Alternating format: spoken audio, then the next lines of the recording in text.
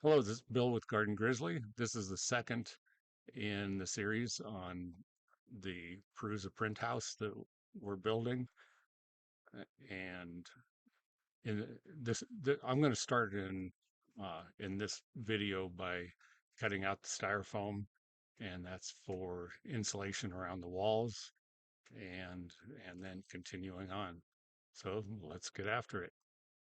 I've got the styrofoam backing for the print farm done now, and as you can see, the ducts are done, glue's dried, so I'm going to go ahead and put it in the back, if I can get it in this little building, that is.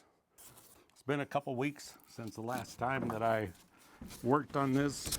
Too many other projects going on, so we'll see how this goes. Put the reflective aluminum foil on the inside to reflect, keeping the heat in. So I'm using 1/4 inch washer, large area washers, and these pan head Craig screws to secure the foam onto the shelving. And then I 3D printed these nuts. After all, this is a 3D print farm, the beginnings of one. And of course, styrofoam is extremely lightweight, so this isn't too difficult to hold together. And that's all there is to that. I'm going to put screws all the way down this side, all the way down that side. And of course, the idea is to put my printers across here. And these are air ducts because I'll explain this later, but I'm setting it up so that I have cooling on my printers, and I don't have to do something extravagant to keep the electronics cold. Got the back wall on, just finishing up this last screw hole right here, and I'm just taking an awl, poking a hole in this,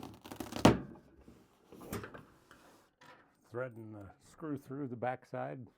All right, so I've got some scrap steel that I had out in the back, and making the baffles for the heater and for the circulation fan.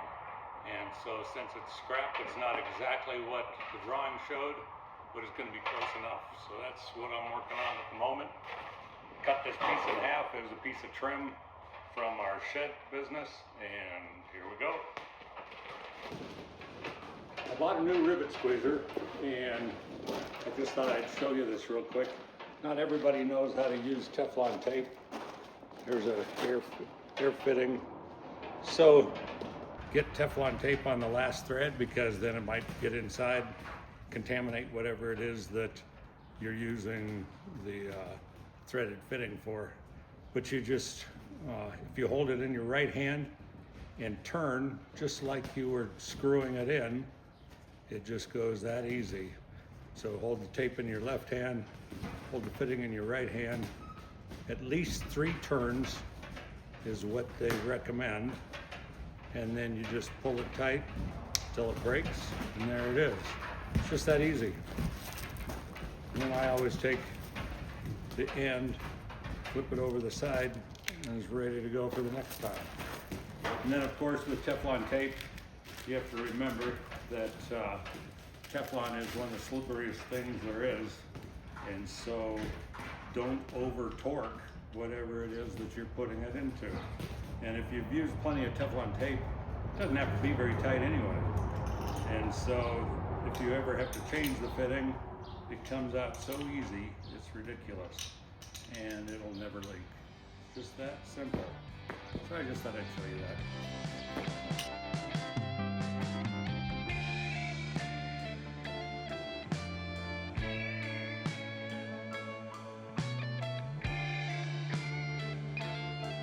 All right, I just finished installing one of the sets of baffles for the filter and the heater that goes in the print farm.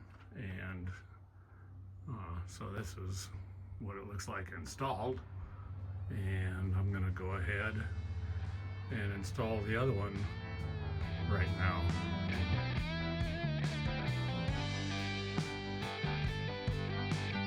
I realized that two of my brackets were missing, and I think one of them ended up getting broken, so instead of being able to put it on at the moment, I'm having to print a couple more. This is my Prusa XL, and it has done an amazing job. I made this enclosure for it a while back, and that has worked out really well. And so I'm just going to have to print those parts before I keep going, at least on this section. So I'll do some other things. I got to get the doors ready, got to get the front ready, and that's what's next. While I'm waiting for that to print, I can go ahead and put the heater on. This is a 500 watt heater, got from Amazon. It's a ceramic heater, so it should last a long time. And again, this baffle, so I 3D printed these brackets, and this is just supposed to go right here, just like that. Printed a few slots into the bottom of these brackets so that the zip ties can hold it. This first plug is wired to a switch for the heater, and then this second plug is wired for the filtration fan. And you can see that there's a possibility of this chafing, so I'm going to have to put something there to protect this over time so that it doesn't short out and do something stupid. And that's good enough. Alright, so what I'm doing now is I'm going ahead and installing the polycarbonate in the front. I'm using polycarbonate instead of plexiglass. One thing I was surprised at is how flexible it is, but it doesn't break, and you can trim it and do all kind of drill it and do whatever you want, and it just doesn't care. So that's what I'm working on at the moment.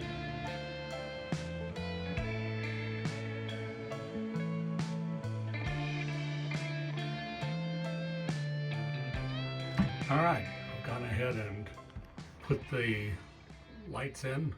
These are just LED strip lighting that came from Amazon, and so you just pull the back off and stick it on. So I've got it all the way around the top, and that should be a lot of light. And there's the switch that goes with it, and now I'm going to go ahead and do the same thing to the bottom.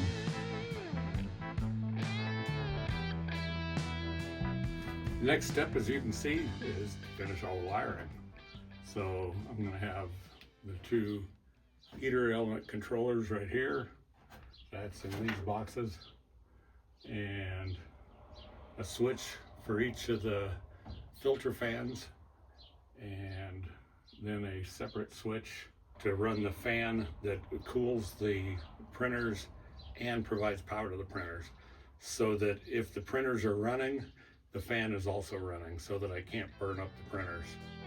I'm going to finish right here in this video segment, and stay tuned for the next section. Thanks for watching.